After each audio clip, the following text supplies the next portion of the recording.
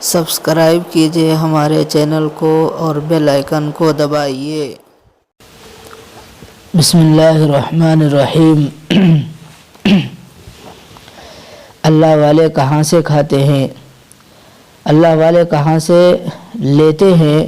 کہاں سے کھاتے ہیں؟ جہاں سے انبیاء کھاتے ہیں۔ اللہ والوں کے ہاتھ اللہ کے جیب میں ہوتے ہیں۔ استعارے کے لیے سب بتا رہا ہوں، اللہ کی جیب نہیں ہے، مگر استعارے کے طور پر سمجھانے کے لیے عرض کر رہا ہوں۔ اللہ والوں کے ہاتھ اللہ کی جیب میں ہوتے ہیں۔ اللہ تعالیٰ اپنے خزانے ان کے لیے کھول دیا کرتا ہے۔ فرمایا وَمَن يَتَّقِ اللَّهَ يَجْعَلْ لَهُ مَخْرَجًا وَيَرْزُقْهُ مِنْ حَيْثُ لَا يَحْتَسِبُ۔ اللہ تعالیٰ ایسی طرف سے رزق دیتا ہے جس طرف سے کوئی گمان ہی نہیں ہوتا۔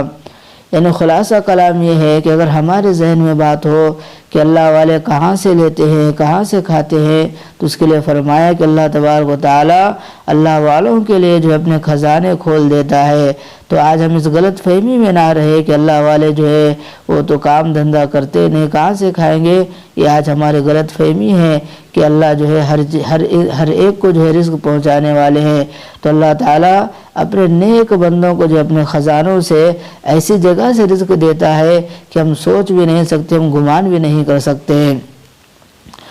برکت کیا ہے؟ فرمایا کہ رزق کے اندر انسان کی عزت شامل، کھانا پینا شامل، بیوی بچے شامل، ماشاء اللہ دنیا کا سکون شامل۔ اور آج انہی کی وجہ سے ہم پریشان پھرتے ہیں۔ ہم کیوں در در کے دھکے کھاتے پھرتے ہیں؟ اس لیے کہ رزق کی پریشانی ہے۔ دو نوکریاں کرتے ہیں، گھر کے خرچ پورے نہیں ہوتے۔ گھر کے سارے افراد نوکریاں کرتے ہیں لیکن گھر کے خرچ پورے نہیں ہوتے۔ کہتے ہیں کہ جی کیا کریں، روز جو ہے میں ڈاکٹر کے پاس جانا پڑتا ہے۔ اس کی وجہ یہ ہے کہ برکت اٹھ گئی ہے، برکت نہیں رہی۔ جی ہاں، آپ نے صحیح سنا۔ خلاصہ کلام یہ ہے کہ جو رزق کی برکت کا مطلب یہ ہے کہ اس کے اندر انسان کی عزت بھی شامل، کھانا پینا ساری چیزیں شامل ہیں۔ لیکن آج انسان دنیا کے اندر کمانے کے باوجود، سارے گھر والے کمانے کے باوجود، دو نوکریاں کرنے کے باوجود، پھر بھی آج انسان جو ہے پریشان ہے۔ کیوں؟ اس لیے کہ اس رزق کے اندر جو ہے اللہ نے برکت اٹھا لی ہے۔ تو اس لیے ہمیں چاہیے کہ ہم اللہ سے برکت مانگنے والے بنیں۔ فرمایا عجیب چیلنج، آج کل لوگ انجینئر ڈاکٹر کیوں بنتے ہیں؟ ایک سوال پوچھا گیا تو فرمایا اس لیے کہ عالم بنیں گے تو پھر کہاں سے کھائیں گے، ضروریات ہوتی ہے اس لیے انجینئر ڈاکٹر بنتے ہیں۔ اچھا، میں آپ لوگوں سے ایک سوال پوچھتا ہوں کہ آپ نے اپنی زندگی میں کبھی کسی عالم بعمل کو یا حافظ بعمل کو بھوک و پیاس سے ایڑیاں رگڑتے ہوئے مرتے دیکھا؟ کوئی مثال ہو تو بتائیے۔ نہیں، ایسی کوئی مثال آپ کو نہیں ملے گی۔ کیوں کہ عالم بعمل ہو یا حافظ بعمل ہو، بھوک و پیاس سے ایڑیاں رگڑتے ہوئے مرا ہو، ایسا کوئی مثال آپ نہیں دے سکتے۔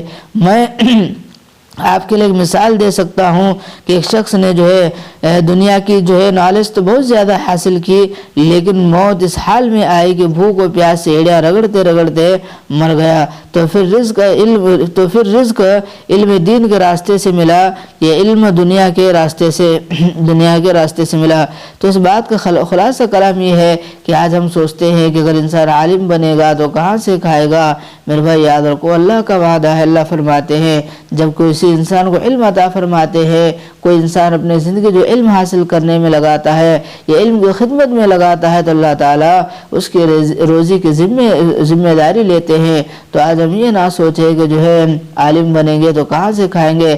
واقعتاً صحیح فرمایا گیا، اگر ایک باعمل عالم ہوگا یا باعمل حافظ ہوگا تو پھر کبھی بھی اسے رزق کی تنگی نہیں آئے گی۔ آپ نے کہیں اگر دیکھا ہو تو مجھے ضرور بتائیے کہ ایسا انسان جو علم جو ہے حاصل کرنے والا ہو اور اس پر عمل کرنے والا ہو، یا ایسا حافظ قرآن ہو جو قرآن کی تلاوت کرنے والا ہو، اس پر عمل کرنے والا ہو، اور اس کے باوجود وہ جو ایڑیاں رگڑ کر کے جو مر گیا ہو، ایسا کبھی بھی نہیں ہو سکتا۔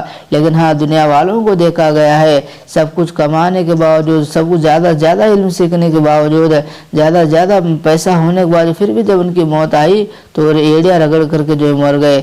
کیونکہ اس لیے جو ہے دین کا علم جب حاصل کریں گے، اس پر اللہ کے وعدے ہیں۔